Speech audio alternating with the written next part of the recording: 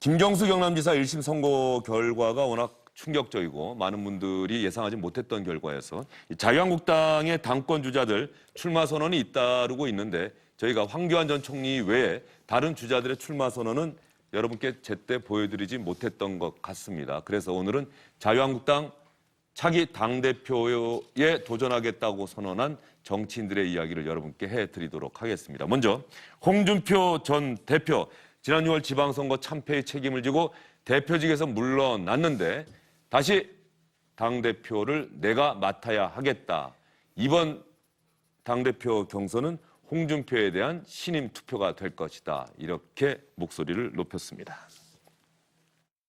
지방선거 결과에 책임지고 당을 떠나면서 홍준표가 옳았다라는 국민의 믿음이 있을 때 돌아오겠다고 여러분과 약속을 했습니다. 이제 저는 국민과 당원 여러분들의 엄숙한 부름을 겸허히 받들도록 하겠습니다. 이 당으로부터 말할 수 없는 은혜를 입었습니다. 이제 그 은혜를 갚도록 하겠습니다. 저 홍준표가 다시 한번 전장에 나서겠습니다. 자유한국당의 조강지처 홍준표가 당원 여러분들과 함께 하도록 하겠습니다. 홍준표 전 대표의 출마 선언 여러분 들어보셨습니다. 어떻게 들으셨는지 궁금합니다. 홍준표 전 대표 출마로 자유한국당 당대표 경선 구도 뭐 어떻게 많이 달라졌습니까? 어떻습니까? 박문신 의원? 일단은 시작하기 전에는 황교안 대 오세훈 양강 구도가 되지 않겠냐 이렇게 생각했는데 그게 도중에 쭉 가다 보니까는 오히려 황교안 대세론 대 황교안 불가론 쪽으로 조금 뭐랄까 구도가 약간 좀 바뀐. 결과적으로 보면 황교안 전 총리가 더 논의의 중심에 섰다는 얘기가 되는 거죠. 그 상황에서 이제 홍준표 전 대표가 출마 선언을 한 거거든요. 그리고 들었던 명분이 출마의 명분이 도로 탄핵당이 되는 것은 맞겠다 이거거든요. 다시 말해서 황교안 총리에 대해서 각을 세우면서 직접 한번 내가 맞대결로다가 붙어보겠다 하는 그런 의사표시거든요. 그래서 황교안 전 총리 같은 경우엔 뭐랄까 대립각이라든가 이런 걸 만들기 위해서 자신은 조강지처다라는 기존에 내가 있었던 당을 사랑했던 사람이다라는 새로운 사람하고는 다르다 하는 거를 그렇게 또 비교를 했고요. 그래서 양강 구도를 만들려는 그런 의도가 홍준표 전 대표의 출마 선언 한마디 한마디에 다 담겨 있다. 저는 그렇게 생각합니다. 홍준표 전 대표만큼 참 호불호가 극명하게 엇갈리는 정치인도 없다 이런 생각이 드는데 말이죠. 이 싸움을 하는 방법을 아는 정치인이다. 뭐 이런 평가에는 대체적으로 다들 동의합니까? 어떻습니까? 그렇죠. 이슈 선점을 해서 공격하는 포인트가 아주 좀 자극적인 말을 하지 않습니까? 그렇기 때문에 그런 이미지가 있는 거고요. 홍준표 캠프 쪽에 좀 내부 상황을 취해봤더니 양강 구도가 되면 해볼만 하다라는 입장입니다. 그러니까 이 말은 열세를 지금 인정하는 것이죠. 근데 하지만 자기네들은 분위기는 아주 좋다. 놀랄 정도로 반응이 좋다라는 얘기를 하고 있는데 이전과는 다르게 참모의 의견들을 많이 듣는답니다. 그거는 강현재, 배현진 이 두 참모의 얘기를 상당히 잘 듣는다고 해요. 아, 그래요? 네, 원래는 뭐 인터뷰도 잘 안 하려고 하는데 이 두 분이 대표님 좀 인터뷰 좀 하시죠. 막 그러면 나 옛날에 안 했는데 뭐 지금 그래 하자. 이렇게 하면서 어제만 해도 6건의 인터뷰를 했답니다. 그래서 출입하는 기자들도 좀 홍준표 대표가 좀 바뀌지 않았느냐 그런 얘기도 하고 있고요.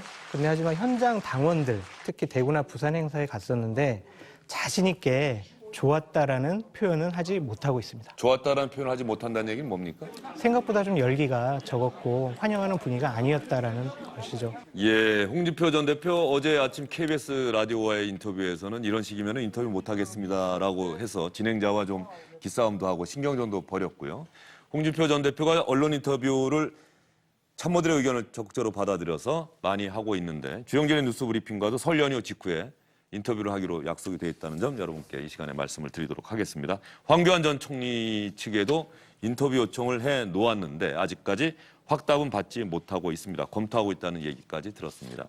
황교안 전 총리에 대해서 홍준표 전 대표 이번 당대표 경선에 출마하기로 결정한 이유가 황교안 전 총리 때문이다 이런 이야기도 했는데요.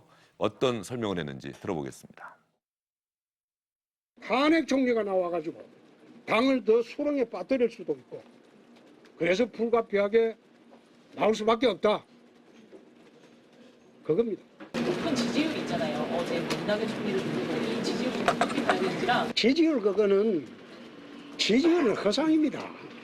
민주당이 야당으로 있을 때 문재인 후보 지지율 3위였어요. 박원순 1등이었어요.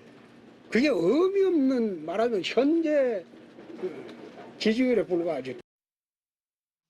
예, 홍준표 전 대표는 일단 말 들어보면 지지하시는 분들 입장에서는 홍준표만큼 말 시원하게 하는 사람 없다. 뭐 이런 생각을 들게 할 거예요. 지지율 그거 의미 없어요. 지금 이렇게 일축하는 거죠.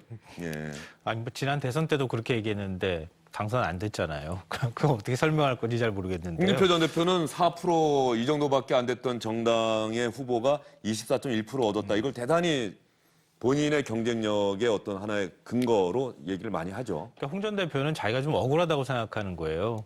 왜냐하면 탄핵으로 다 무너진 당이라고 생각했던 거 아닙니까? 그런데 나중에 결과적으로 보면 우리가 마치 이길 수도 있는 게임에서 진 것처럼 사람들이 자신을 공격한다는 거죠. 오히려 내가 모든 포탄 공격 다 받고 예. 그래도 대통령 그 선거에 나가서 25% 정도를 득표를 했는데 그런 나의 어떤 온 상처나면서 다 터지고 난 다음에 그걸 내가 그래도 여기까지 당을 끌고 온 사람인데 다 그 공을 무시하느냐 이런 좀 억울한 감정이 좀 있다고 보고요. 이번에 저는 당대표 선거에 안 나갔을 수도 있다고 생각이 되는데 결국 황교안 효과가 만들어 놓은 거라고 생각이 되거든요.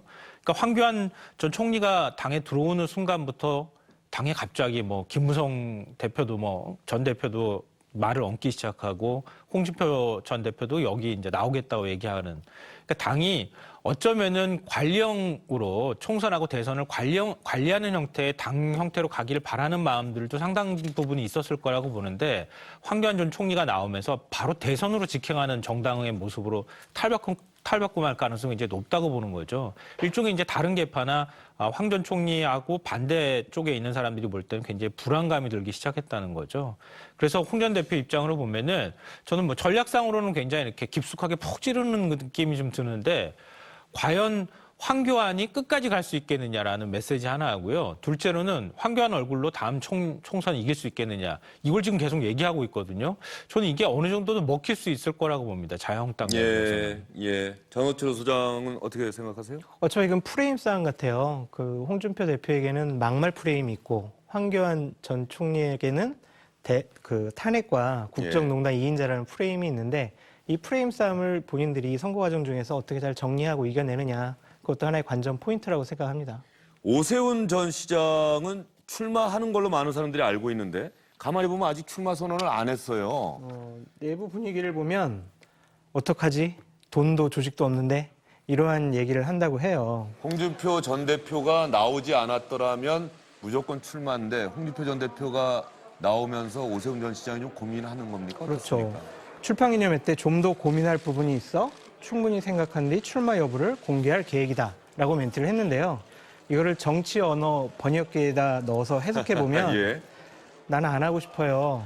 이번에 당선될 가능성이 없을 것 같아요. 명분 좀 만들어주세요. 접을 생각도 있어요. 이렇게 저는 읽혀집니다. 장성철 소장이 벌써 정치 언어 번역기까지 작동을 시키셨는데 그러면 오세훈 전 시장의 이야기 기자들이 당연히 질문을 했을 거 아닙니까? 출마 선언 언제 하시죠? 오세훈 전 시장 이렇게 얘기했습니다. 시장님 아직 출마선 안 하셔서요. 언제쯤 하실 계획이신가요? 좀 더 고민할 부분이 남아 있어서 충분히 고민을 숙성시킨 후에 출마 선언 여부를 공개하도록 하겠습니다. 홍준표 전 대표의 출마선은 어제 있었는데 좀 어떻게 생각하는지. 예, 계속해서 말씀드려 왔습니다만은 경쟁자는 많을수록 좋습니다. 그리고 경선에 들어오시는 것은 자유입니다. 그러나 이번 전당대회가 본인의 임기 내에 있었던 지방선거에 큰 패배에 기인한다는 점, 그리고 그 잔여 임기가 아직 다 완료가 되지 않은 시점에 치루어지는 첫 번째 전당대회라는 점을 아마 당원 그리고 국민 여러분들이 충분히 감안해서 판단을 하실 것이라고 저는 생각합니다. 오세훈 전 시장의 저 인터뷰 내용을 장성철 소장은 명분만 주신다면은 저는 출마 안 할 수도 있어요. 이렇게 해석을 했는데 말이죠. 현장에 지금 당대표 출마 선언한 사람들이 몇 명이나 되죠? 박문식 대략적으로? 제일 처음에 했던 게 안상수, 예. 그다음에 김진태, 김진태, 황교안, 홍준표, 심재철, 정우택. 정우택, 예. 6명 정도까지. 안상수. 안상수 맨 처음에 얘기했고요. 예. 6명 정도 되는 6명. 겁니까? 예. 6명 정도 되고 모든 사람이 끝까지 가는 게 아니라 컷오프가 있습니까? 예, 컷오프가 있습니다. 네 명 컷오프가 있고, 정도로? 예. 예. 그리고 이제 추가적으로 할 사람들이 지금 주호영, 그리고 이제 오세훈. 조영 의원도 전 참 시장은, 출마 선언했죠. 예. 네, 선언했죠. 그리고 7명 정도 되네요. 예. 7명 정도 출마 선언했고 오세훈 전 시장이 하게 되면 8명이 되는 거고. 그러면 출마 선언했던 사람들 안상수, 김진태 의원은 저희가 이미 보여드렸습니다. 두 사람이 상당히 재밌게 또 새도 과시하고 그랬는데 이번에는 심재철 의원, 정우택 의원 맞죠? 당권 도전을 선언한 두 사람의 이야기도 여러분께 들려드리겠습니다.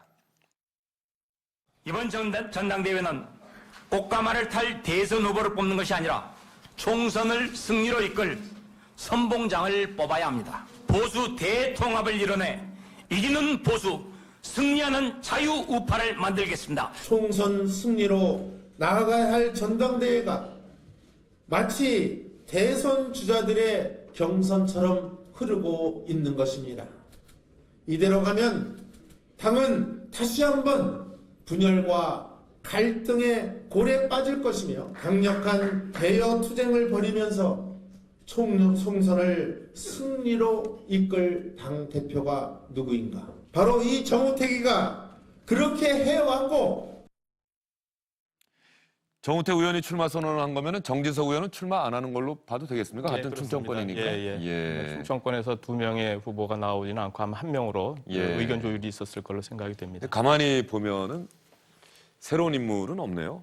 황교안 전 총리를 새로운 인물로 볼 수 있을 것 같은데. 오히려 황교안 예. 총리가 본인이 자신한테 이제 예. 어필하는 그런 홍보 수단으로서 내가 새 인물이다라고 얘기하는 그런 형국이 돼 있는 거죠. 그리고 전체적으로 보면 결국 황교안, 오세훈, 홍준표 이 세 사람의 대선 주자급이 등판을 했기 때문에 나머지 후보들은 상대적으로 뭐라 그래야 될까요? 주목을 받기가 좀 어려워진 뭐 그런 구도가 된 거는 틀림없는 사실인 것 같습니다. 장성철 수장 보기에 섣부른 전망일 수도 있겠습니다만 컷오프 한다고 하니까 4명으로 압축한다고 하니까 네. 대략적으로 4명 안에는 이제 오세훈 전 시장이 출마를 할지 안 할지도 좀 더 지켜봐야 될 것 같고 어떻게 전망하세요? 4명 안에 누구누구 들어갈 수 있을 거예요? 황교안, 홍준표, 오세훈, 뭐 정우택.